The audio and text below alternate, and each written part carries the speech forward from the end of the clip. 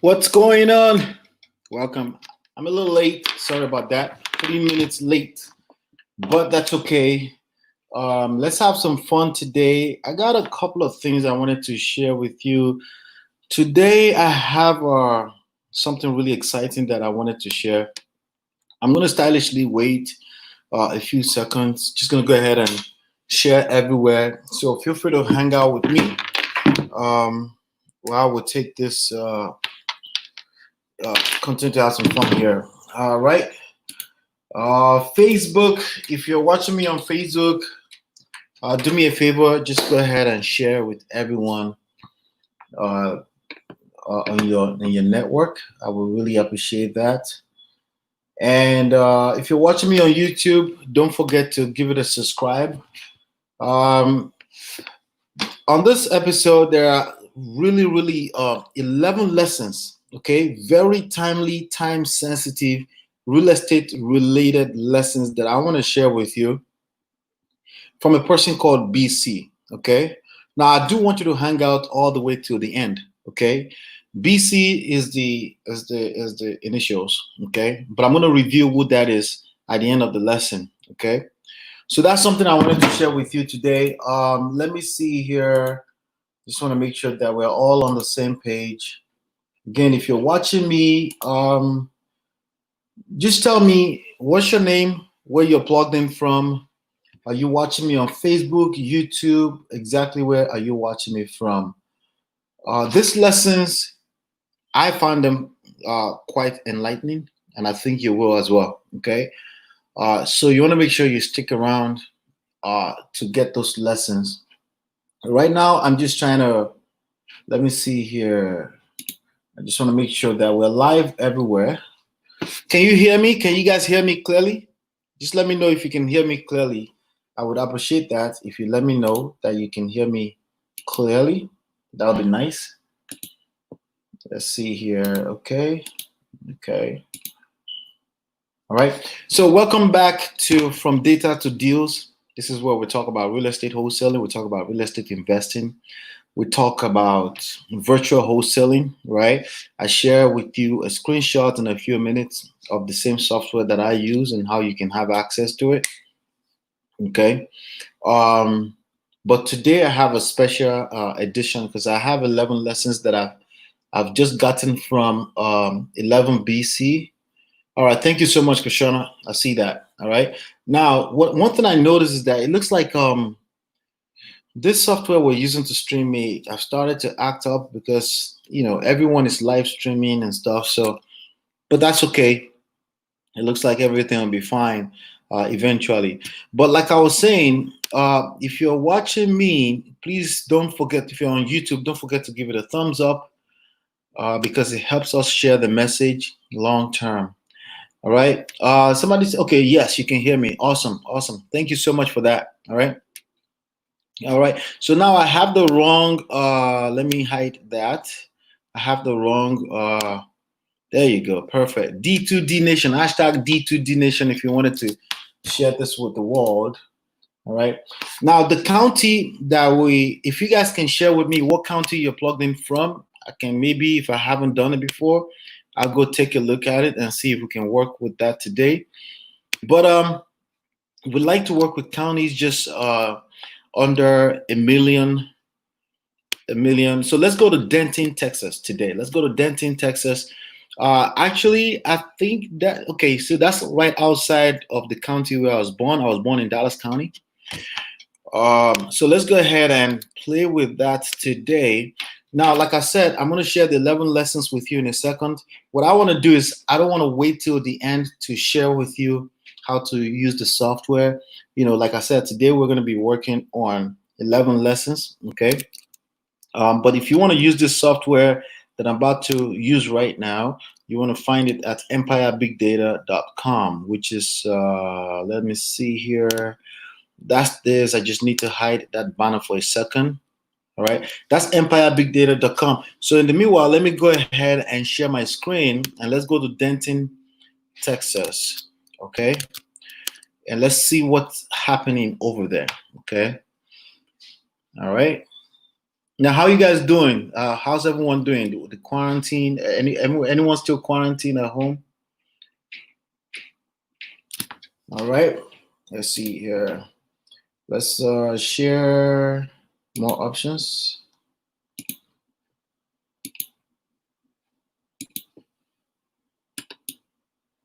Interesting. All right.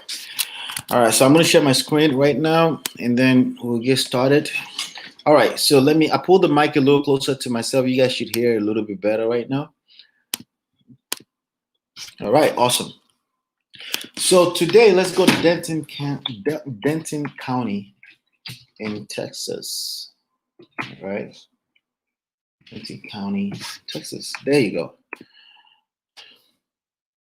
All right. So there's a lot of stuff here on the screen that you're looking at right now. Okay. So we have 4,535 on the MLS.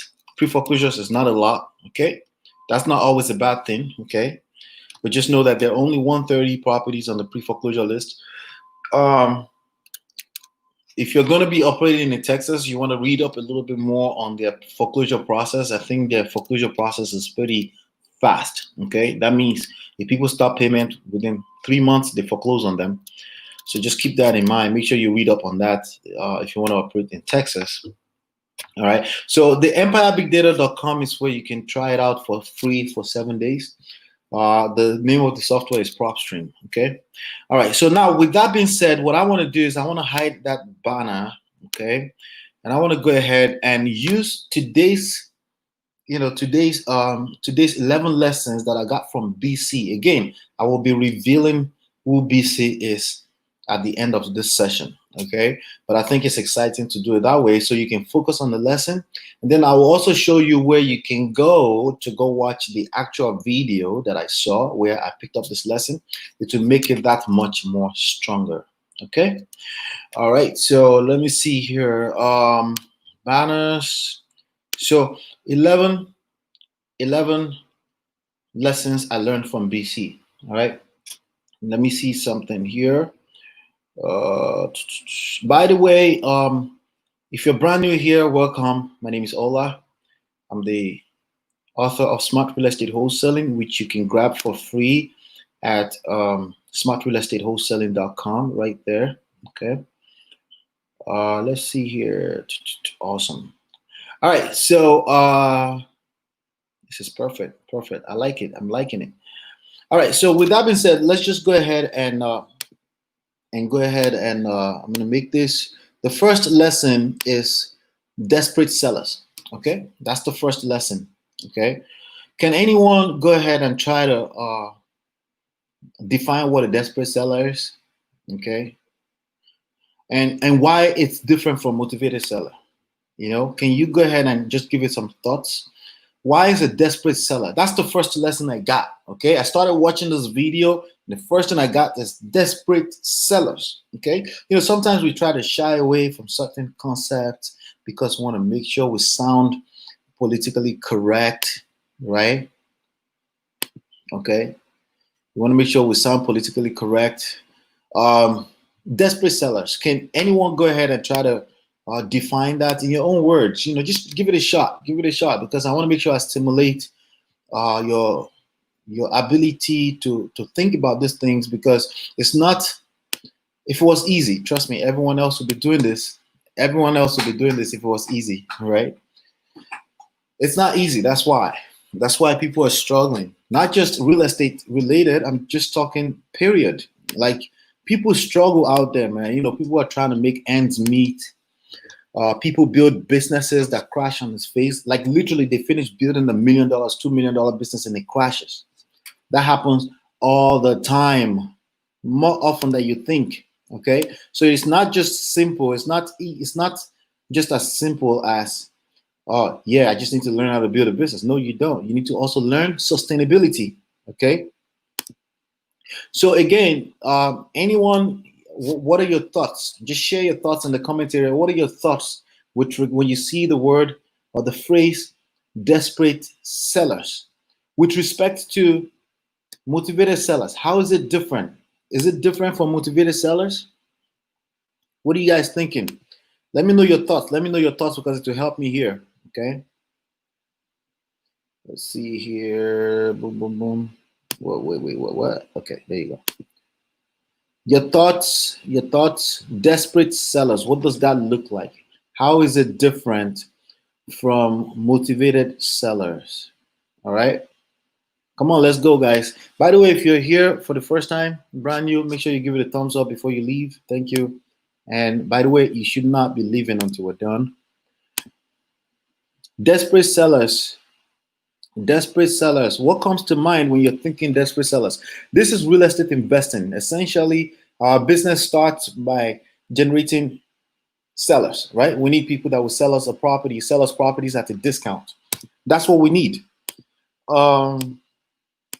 Just a seller is not good enough. So we've always said motivated seller, but now I'm saying desperate sellers. What is the thought that comes to your mind when you think desperate sellers, and how is that different from motivated seller? That's not the same thing, by the way. That's not the same thing. They're not the same thing.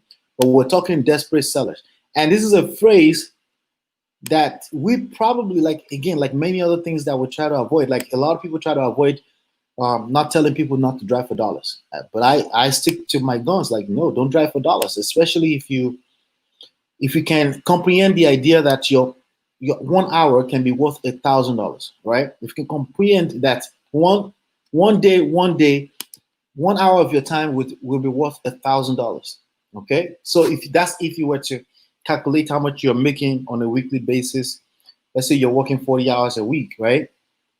Can you comprehend the idea that you're making $40,000 a week, right? That's 40 hours multiplied by $1,000. Now, if you can comprehend that, you probably would not see value in personally driving around town for dollars. I'm not talking about building a team that drives for dollars. You can do that. If you can figure out a system to do that, that's perfect. But the idea of you personally driving around is something that people shy away from telling you the truth about. And most people that try that, even consistently for 30 days, will not make money in the business. Why not? Because their time is what? Nothing. Okay, obviously, right? So let me see here. So we have Deal Engineer says desperate sellers don't think they have options. Okay, that's a good way of looking at it, I guess. They don't think they have options. Right. So now, if you can clarify that, does that mean they do have options, but they're just not thinking it, or sometimes they just flat out don't have that options, right? So I'm going to come back to that and assess that, because we need to break that down. Questioner says desperate means they'll do anything to get off the property. Yeah, that's a good one. That's a good one. But a lot of people would. But how is that different from motivated seller? I need to know, how is that different from a motivated seller, right? So Deal Engineer goes again, a desperate seller can be a motivated seller, but a motivated seller may not be a desperate seller. Yeah, they hit it. That's close. That's close. That's close. That's extremely close to where my mind is as well. Okay, like there are. I still want you to clarify this one, right? I want you to clarify this part right here. Desperate sellers don't think they have options. They think word. Is that really how you feel? Like, you feel like they have options, and like, if people have options, is that really from a standpoint of they feel like, or they think like, or it's just flat out facts? Because if they had options, would they exercise, or they need to be educated on their options? Like, I'm not understanding, right? But let's go back to this one. Thank you, both of you, for trying. I really appreciate that, right? A desperate seller can be a motivated seller, but a motivated seller may not be a desperate seller. But the way they preach about motivated seller in this industry of real estate is like, oh, once you find a motivated seller, they're ready to sell. That's not always true. But a desperate seller could care less about the property, which is why this statement is also very true. Desperate means they'll do anything to get off the property. But sometimes you will see people, like, you will even see some prospects will flat out tell you, I'm motivated, but no, I don't want that kind of money. Like, no, I don't want to give away the property, right? You will see, quote unquote, self-proclaimed motivated seller tell you flat out, no, I'm not desperate. See, if you're not talking to, spending most of your prospecting time talking to people that will flat out just admit, I am desperate, and you get rid of this piece of crap. Most of the deals I've ever closed before are people that I've closed, period, right? Are people that, when they were happy when I told them I was giving them $2,000 so they can move. They just wanted to get rid of the property. All right. That property was a headache for them. Okay.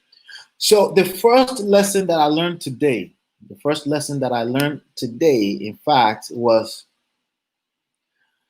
let's see here, was desperate sellers. Basically going after desperate sellers. Not going after them, but looking for desperate sellers, particularly looking for desperate sellers.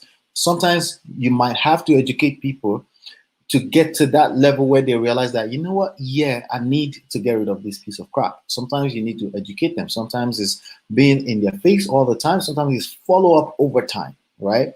Sometimes that's just what it takes. All right. So 11 lessons I learned from BC today. That's what I'm sharing with you. Okay. Now let me go to the second lesson. Let's go ahead to second lesson. But before I go to second lesson, what would that look like on this screen, right? What would a desperate seller look like on this screen? Which one is more desperate out of every, like you're looking at MLS, right? There's 4,535 people that are actively looking to sell their property right now. If I click here, you can see them on the right-hand side, right here. These properties are listed, listing date, active, right? All of these people, $720,000 property, $325,000 properties, active listings, right? How many of these people do you think will be willing to admit that they're motivated to sell? Probably most of them, but unless they feel like you're about to use that to take advantage of them, then they will pull that back. However, desperate, 100% of them will probably not admit how desperate they are because they want to make sure they have a upper hand when it comes to negotiations. Why is it from a negotiation standpoint, why is it very important that they need to be desperate? No, so I'm telling you, that's probably the first time ever that I'm admitting straight up, that's what we look for, a desperate seller. That way I can bring value to them. If they're not desperate, there's a lower chance I can bring value to them because value is in the eyes of the beholder, in the eyes of the receiver. If they feel like they're doing me a favor by selling me a property, that's going to affect my position of power when it comes to negotiation. And negotiation, the best position for negotiation is when you're willing to walk away and mean it, right? And the lowest on the spectrum of negotiation position is desperate seller. Because even if they act like they want to walk away, they don't mean it. They're not even going to try to walk away because they can't afford that you walk away. Okay. Now, with respect to how much competition, of how many people are reaching out to the same people, that's another school of thought we have to go a little bit deeper into. Okay. So on this, on the top tabs that you're looking at, you have MLS or pre-foreclosures. Pre-foreclosures does not mean they're desperate either. Okay. But they're desperate. Doesn't mean they're gonna admit it. The closer they are to an auction date, so we have an auction date here for 6/2, right? Let's go into this property real quick. 2141 Talbot Drive, right? Let's go into that property, right? The closer they get to, so let's go into the pre-foreclosure details, okay? All right, so this is another way to look at how things are going in Texas, right? So on January 28, 2016, there was a default. That's a long time ago, right? On 5/11, notice of trustee sales. So I don't know, the default, was it in bankruptcy or something? Maybe it was, right? Let's see here. Lender, there's a lender here. Notice of trustee sales, right? 2008, $411,000 in mortgage, right? You can also look on the mortgage right here, and you can see 300 from 2008, $331,000, right? Lien information, we can see that there's They have lien against them. So lien, what kind of lien is this, right? Right? All of this are real life reasons why a person can become desperate to sell a property. So now we're looking at pre-foreclosure, we're looking at liens, right? Tax information, right? Do they owe money in taxes? Right? Do they have tax liens? If there was a tax lien, you will see that under here, right? So there are a few other reasons that can create, that can make a seller desperate. There's also a situation where no one is living in the property, is vacant, and it's in a bad neighborhood where they can vandalize the property, right? So that creates fear, right? So fear is a motivation, right? It's the motivation for people to want to move away from their property, right? Okay. So now, with that being said, I just want to show you that really quickly. With that being said, let's go ahead to thank you so much for the participation. Let's do that again as much as we can. Let's go to look at number 2. Looking for a loser. Okay, looking for a loser, right? So now I already said we're looking for a desperate seller. Now here's the thing. Let me just tell you, let me put things in perspective, right? Uh, in real life, from a spiritual standpoint, from a I want to be nice, politically correct standpoint, no one is a loser. I get it. Absolutely. 100% correct. Now, when it comes down to the numbers and the game of real estate or economy in general, they are real numbers. And someone is always a loser. There's always, anytime somebody made money in the stock market, somebody just lost money. That's just the way it works in real life. Well, we know, like, generally speaking right now, some people are losing value in their property, but there are actually parts of New Jersey where the value is actually increasing dramatically speaking. Okay, does that make sense? There are actually parts of New Jersey where the value, we're missing one like, one thumbs up. There are 9 people watching me from YouTube right now. Please give it a thumbs up. Thank you. I appreciate that. Let's give it a thumbs up. Thank you. All right. There are 8 people watching me on YouTube, right? So we're looking for a loser. So no, not like that. I want to be nice. We're not looking for a loser in life. No, that's not what we're looking for. We're looking for a person that feels like a loser right now so we can bring some value to them. In fact, we're the nicest human being on earth. Okay? We want to bring value to these people. And the best way to reverse engineer being able to bring value to people is to look for people that may be feeling like a loser right now. So, same thing, close enough, just something to put things in perspective. I just don't want you to shy away from what you're looking for. There are people that are losing their property. There are people that have liens against their property. There are people that are facing divorce, and a piece of property is sitting there non-productive. And worst case scenario is that it's actually killing their financial balance sheets right now. It's killing their financial statements. The idea of that property on their financial statement is actually killing their net worth. And because of the maybe the debt against it, because of the fact that it's not productive, because of the fact that it's mentally affecting their productivity in their personal life. That's why some people need to sell a property at a deep discount. Not because they're just being nice. It's because they're looking to win. You will bring the winning to them by helping them get rid of the property. So it's about reshaping the way you think about this business again. All right. Now let's go to the next lesson here is about team building. Okay, it's about team building and partnership. And I just want to help you put things in perspective when it comes to that. Because I've seen a few people advise people like, hey, don't worry about partnership. Oh, thank you so much for those 2 thumbs up. I really appreciate that. All right, thank you so much. Right, like some people advising like, no, don't look for partnership. Just focus on you. Focus on your. I've seen that a few times, and let me help you put things in perspective. There are times where you don't want to do that, and I want to be specific here. The actual third lesson that I got from BC, right? Sorry, guys. Can you hear me? Get that? Thank you. All right.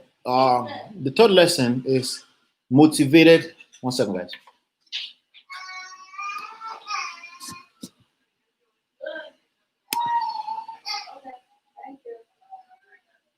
They're so rude.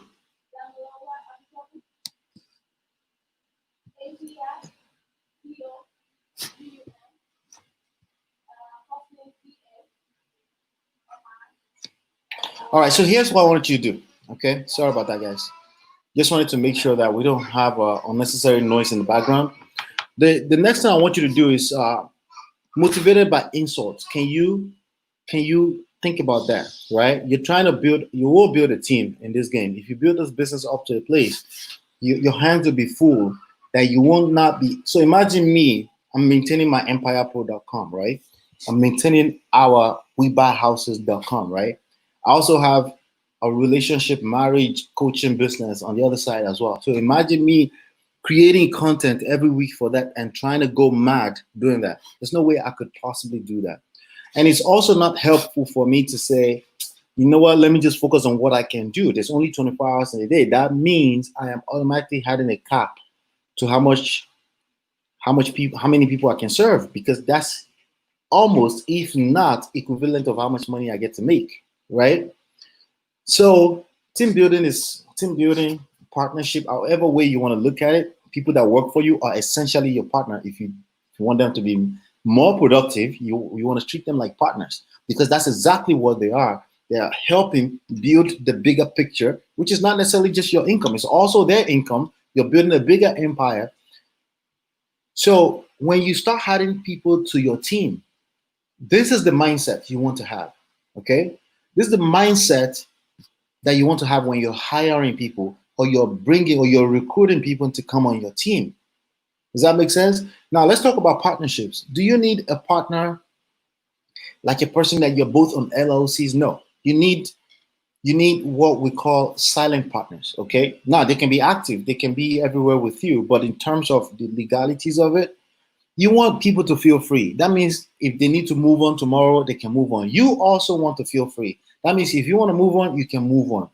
Each and everyone can create their own partnership. You can work together. As a matter of fact, there's no single deal I've ever closed in this business where I didn't have to make money with other people. Okay, so the idea of non-partnership really doesn't exist. It's kind of like the idea of a non-virtual real estate wholesaling. It doesn't exist either. Okay, everything is virtual. You're watching me virtually. Okay, it's 2020. Everything is virtual.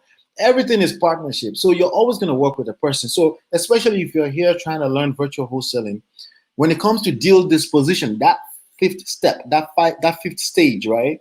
You the best thing you can do, the most productive thing you can do is outsource that part to boots on ground, to people on ground that know that market, that will say, hey, you locked in the deal.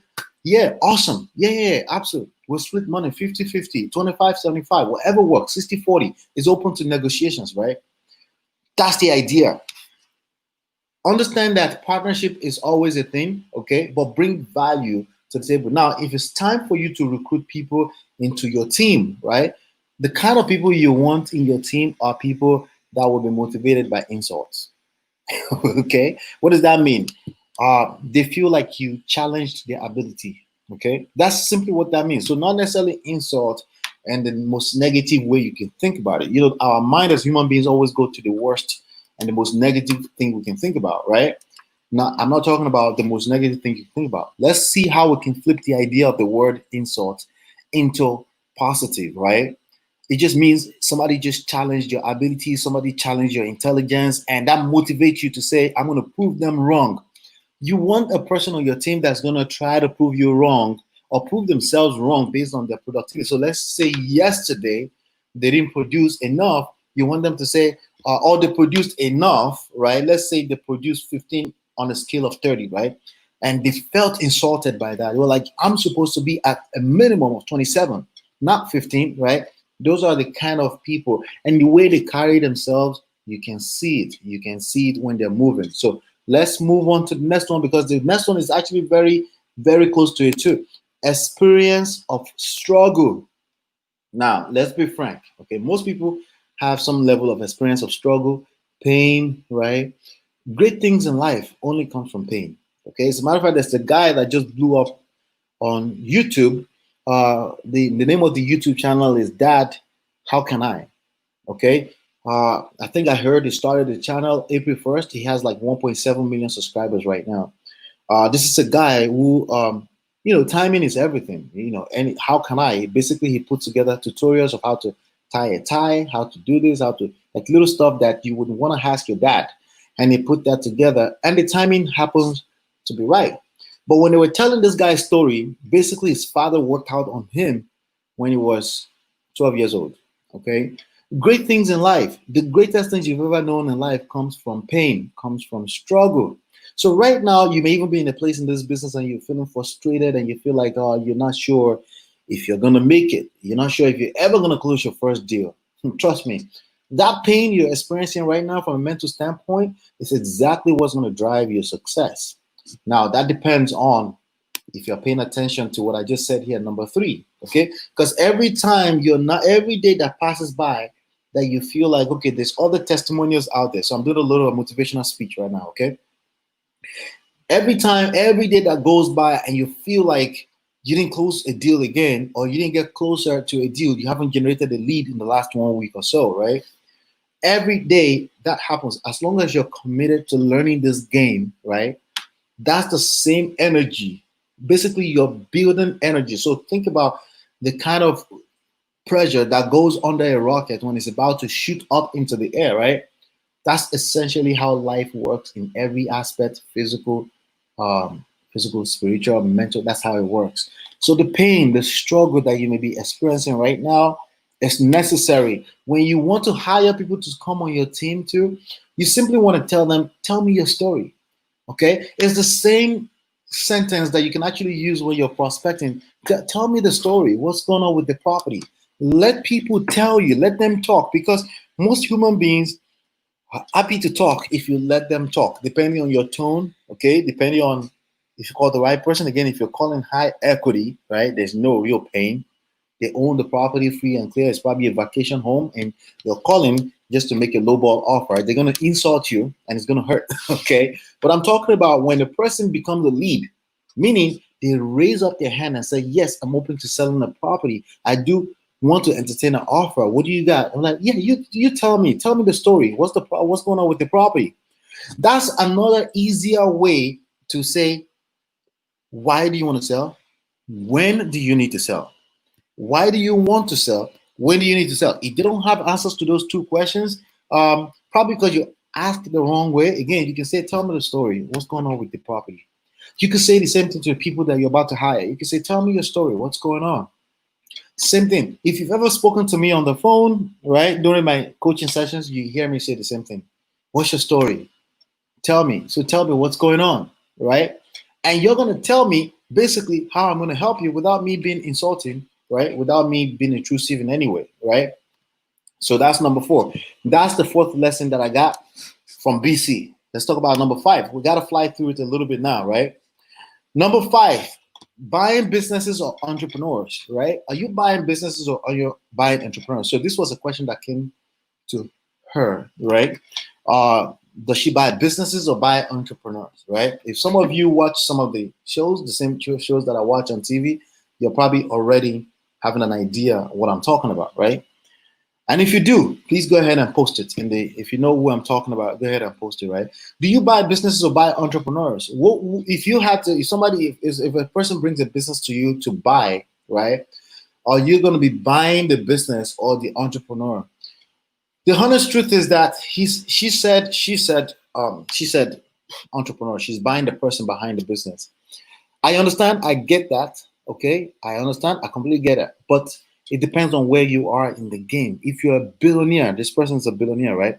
If you're a billionaire, you probably should be thinking that way because there are certain types of business that already went through some filters before they get to you anyway. However, okay, I completely agree that the people behind the business are that's what makes up a business. Another way I wanted to twist this is basically your brand. People buy people. People buy into people. People do business with people. People don't do business with logos and companies or LLC. That's your personal business. But how you make people feel is the impact that you leave on them for life. That's why you live forever. You actually literally never get to die because the impact that you leave on people lives on forever. It's the same thing when you're prospecting, right? So keep that in mind that people are buying into you. all the people that represent you when they show up to an appointment or they show up to a virtual appointment. Did you know that you can do virtual appointments on properties right now? Yes, you can. Okay, let's start thinking. Let's go ahead. I'm going to touch on that later, but let's keep thinking right now because again, the game is changing. And if the game is changing, the last thing you want to do is wait. We're going to talk about wait in a second. The sixth lesson that I got out of this is the poorer, the better. Essentially the same thing as number 4. The experience of struggle is basically a good thing. At the end of the day, it's a good thing. As long as it doesn't kill you, you know what they say about that, right? If it doesn't kill you, it only makes you stronger. This business is the same thing. Yesterday, you want to make sure you watch yesterday's episode of the From Data to Deals because I showed you stages that you need to go through before you complain that something is not working, right? I showed you and I explained that in details from data to deals. There are 5 stages. When we first started this series, I called them 4 stages, but I've added a 4th stage between the old 4, the old 3rd, and the 4th, right? So again, but it's about consistency, right? Again, why do people fail at consistency? Why is it that it's hard for people to be consistent? That's a question that most people don't answer. Like a lot of people just tell you like, oh, you have to be consistent. Like, okay, what does that mean? Like, how do I become consistent? It's not like I don't want to be consistent. I want to be consistent. I'm not being consistent because clearly something is missing. I don't know. That's some of the questions that I answered on yesterday's episode. So go ahead and watch that, okay? Follow the job market. So now, in terms of picking a market, if you have gone through the virtual wholesaling workshop, right, which you can find at myempirepro.com/go virtual. Let me show you that really quickly. Let me see if I can show you that. I'll show you that towards the end. But if you go to myempirepro.com/go virtual, you can attend that workshop for free. It's a 3 hours workshop. Okay. If you went through that, I gave away a free list of the counties in the nation called the V3000, and basically it's about you got to pick the right market, right? So back in the days, apparently people used to follow the rail lines, right? And that's how you determine where the next hot real estate market is going to be. But today, what I learned is that you need to follow the job market. It makes sense because if there's a job market that's going somewhere, like a new company just came in town, like, Amazon sometimes we just plant a whole warehouse somewhere. You need to start looking, okay? Now, as a wholesaler, it may not matter that much in the short term, but I always tell wholesalers, you are a real estate investor. As a matter of fact, you should despise the term wholesalers because it simply means you are basically the bottom of the funnel when it comes to real estate investing. And that's not what you want to be. You want to be the person who brings solutions to the game of real estate investing. So you're a real estate professional. You're a real estate investor. Either of those two is better title to call yourself rather than being a real estate wholesaler. Now, another reason why I tell people to avoid that title is because some people, new beginners, will end up at talking to a seller and say, yeah, I'm a wholesaler. Don't ever say that. That's about the wrong thing to say. But back to the topic, you want to follow the job market, okay? Just pay attention to any time you need to learn the market because people will ask you, oh, you're in a real estate right now. So tell me, is this market a good market to buy right now? People will ask you that question all the time. And sometimes you want to be able to, engage a little conversation because sometimes that's how you build relationships that can mean a lot of money for you in the nearest future. It may not be that person personally. They may refer another person to you. So you want to know what's going on in the market. So I would start paying attention because I'm going to do the same thing.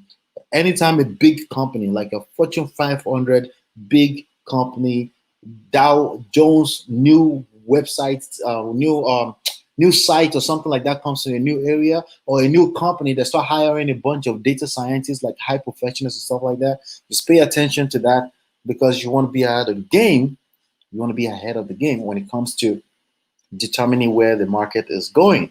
So that was a good point. I just thought I'd share with you. That's the 7th one.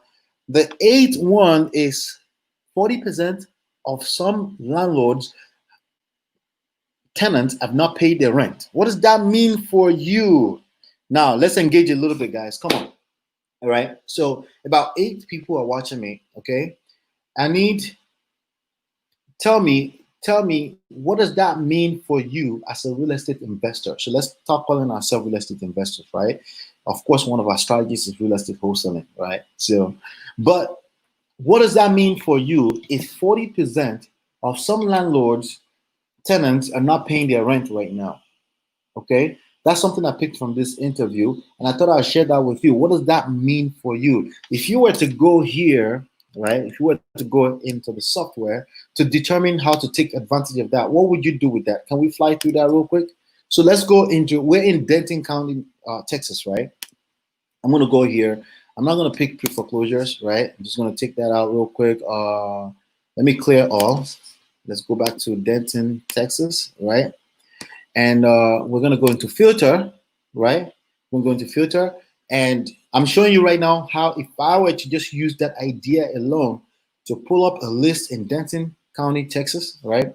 I will go here. I will say, I'll basically go all the way straight down to ownership info. I will say, I can say out of state owner, or I could just say no owner, because some of them may live in state. Not owner occupied. I'll go under property, right? I'll go under residential. But instead of doing single family, I won't pick single family. I'll go multi-family, right? Boom. And that's how I would do that. Okay. And let's see. Let's close that list. Let's see how many. So it's searching through the list right now, and it came up with 2,803 properties. Are these people necessarily ready to sell? No. But if I wanted to reach out to them, I will reach out to them. Here's another thing I would do. I see one that says failed status here, meaning it was a failed listing. They try to sell. So if they try to sell and they couldn't sell, another thing you can do is you can go here and you can say failed listing. You can literally, that means they have tried to sell. It's called expired listings in some market. They've tried to sell this property. What does that tell you? What kind of landlords are this? They were trying to sell clearly 18 pieces of property right here that I can decide to add onto my list. And I can go to, if I'm looking for 100 people on my list, I can go to 6, 7 additional counties and add the same filter to just look to the same filter that I just used, this filter set. I can add it to 5, 6, 7 different counties, and I will take this list and I'll market to them. What is that? Can you, like, what is that opportunity or what? Okay. That's landlords. We call them tired landlords. Okay. Especially now that people, what I heard is that some people actually flat out called their landlord and said, I didn't lose my job, but I don't want to pay rent anymore, because they have rights. You know, it's America, and you know, the right goes first to the tenants, right, before it goes to the landlords. But these are tired landlords, and there may be opportunities in those deals for you that the landlord don't even know how to take advantage of. That's opportunity right there. Let's go to the 9th lesson that I learned, right? 10% of businesses will make it. So BC, which I am about to reveal in the next few minutes, right? She said 10% of the businesses she bought in recent times will make it out of this situation that we're all in. Okay? So it's a lot of stress that will come to the economy. Okay? But here's the next lesson, in spite of all of that, right? Waiting for the change. Don't wait for change. That's the lesson. Don't wait for change. She basically said 90% of those businesses that are not going to make it, based on the numbers right now, is because they were waiting for a change when they could make a change. You know, I learned from one of my mentors a long time ago. I learned that there are 3 types of people in the world. His name is Cedric Harris. You can find him. He's out there somewhere. I haven't seen him in a long time, right? He said he said there are 3 types of people in this world: people that things happen to, right? People that make things happen, and people that ask what happened, right? And obviously, you don't want to be the third one, right? You don't want to be the third one, right? That's not what you want to be in this game. You want to be the middle one. People that make things happen, people that make changes, people that create changes, people that create the dynamic of change, not people that basically complain about the changes or waiting for the change to happen to their situation, right? You don't want to be that. So this is the time. This is essentially the time to take advantage. This market right here, right? This market right here is the best time for you to take this business serious. All right. Today may have been a little bit more motivational. I try to make it more practical by showing you some data, but you get the point. All right. You want to make sure that you're not waiting for change. You want to make sure that you are taking advantage of this moment to create the next wave of change that's coming to the economy. Because if you do that, it will work in your favor. It will put a lot of money in your pocket. Not only that, you too can claim that you've gone through a recession, you know what it feels like. Because when you remember what I said about the experience of struggle, right? Pain. That's where greatness comes from, right? Number 11, assume money won't keep coming. Where does that put you? Where does that put you from a mindset standpoint, right? If you just assume money is not going to keep coming, then survival will kick in, survival instincts will kick in, right? And you will do whatever it takes to take care of your family, to build an empire for your family, to do whatever is in your power. There's a little bit of something, effort in your power that you can add that will make the life of your family that much easier. Does that make sense? So with that being said, I just wanted to go ahead and review who this person is to you. All right. Her name is Barbara Cochran. Okay. She's a legendary broker in New York City. Okay. And she was being interviewed today on Breakfast Club, which is a radio show here in New York City. So you can go ahead and just search for that on YouTube. What I'm going to recommend, this is your homework. Today is Wednesday, so we have one more show this week tomorrow at 4 p.m. Okay.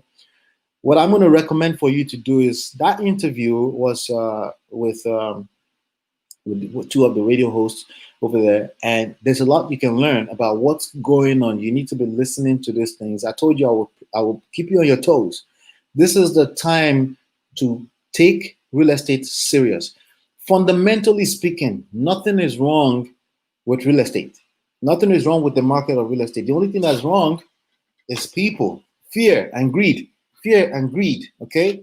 Right now that there's fear everywhere, Warren Buffett said you should be greedy. Okay. Now I don't mean greed in a bad way. I'm saying greed, as in money, emotions. Right. You should, your eyes should be like, you should be everywhere, looking for opportunities to take advantage of. Okay. One of them is is to learn the skills. Learn the skills of finding deals. Learn the skills of identifying deals. Okay, the best source right now to learn how to find deals. Again, watch all the series that I've shown you so far. Okay, let me go ahead and hide this right here. EmpireBigData.com is the best tool that you can use to find deals, but identifying deals is another story entirely, right? Identifying deals is another story. Negotiation skills is another story. How do you make an offer on a property? It's another story. Well, if you want the easiest way to make an offer on a property, there's this free tool that I created for you guys at dealestimator.com. There's the calculators that will allow you to be able to make an offer on a property. Okay, so you want to take advantage of it.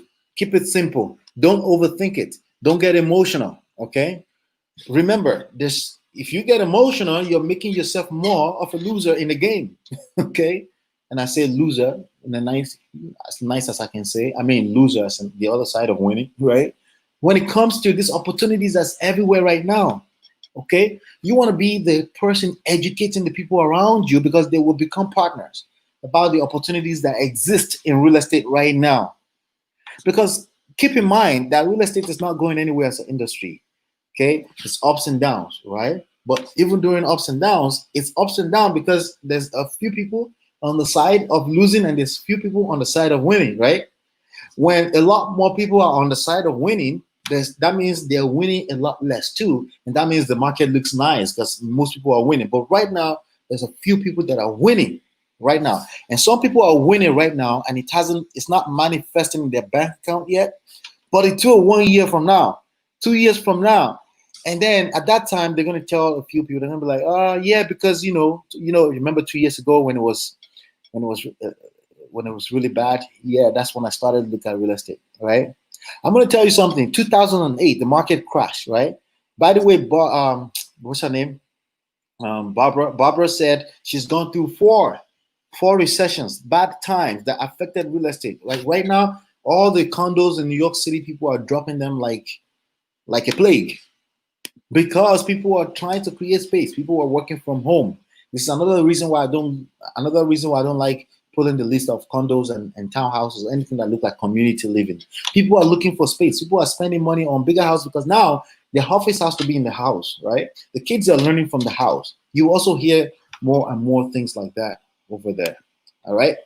Does that make sense? So that's Barbara Cochran. She's on the show Shark Tank. Okay, Shark Tank is another show that you want to make sure you're watching. You need to go watch all this. Go binge watch Shark Tank, all of it, all the past episodes, all the past seasons. You'll be shocked what it does to your brain when it comes to analyzing markets, analyzing real estate, learning how money works, why it seems like there's a lot of stuff that happens over time. Okay, it's either your brain is dying a slow death, or you're basically building, right? And you're building up something that at some point it will take off exponentially, right? Because of the cumulative effort that you've been having in for straight 6 months. Okay, do you want to make it big in the next 1 year? Commit the next 6 months to putting your head down. Don't focus on anything that's not going to help your business.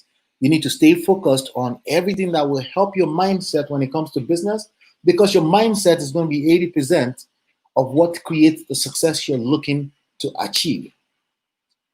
Does that make sense? All right. Any questions? I am done. Talk myself out a lot today, but I just thought I'll come back. I can share that with you from my perspective. When we're done here, go ahead and find the video on YouTube and watch it. And Don says live. Yes, we're live. I don't know if we're live. If it's 4:55 p.m. right now, yes, I'm live. If you're watching me later, maybe not. Maybe I'm sleeping, right? Leverage. You got to be thinking leverage. How can you add things into your business that works beyond just the moment, right? That's why I do live on YouTube, because these videos live on. All right. But we will talk more and more about things like that as time goes on. We'll see about that. Thank you so much for hanging out with me today. I'm about to shut this off. I'll give you another 15 seconds if you have any questions so I can address it. If not, you can always come back and put it on the comment area. If you're brand new here, make sure you go to myEmpirePRO.com, myEmpirePRO.com, and you can go download this book for free. Let's see here. Go to smartrealestatewholesaling.com. You can go to smartrealestatewholesaling.com. And I have this. I'm giving this away for free. It's a PDF. Okay, a PDF. But if you also want the Kindle option, and you want the audiobook option, the options are there as well. Or a paper like this. If you want a physical book like this, you can also have the options there. This one is called Real Estate Money Secrets. The other one is Smart Real Estate Wholesaling. All right. Hopefully, you've been enlightened, educated. I love the new interactive format. Great information as usual. Great job. Thank you, Krishna. I appreciate you.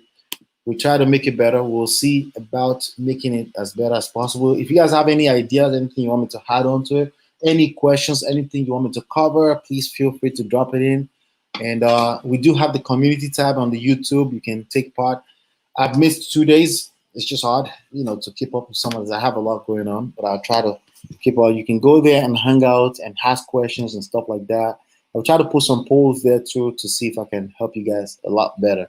Hopefully you've been enlightened and educated. We'll see you on the next one, and peace.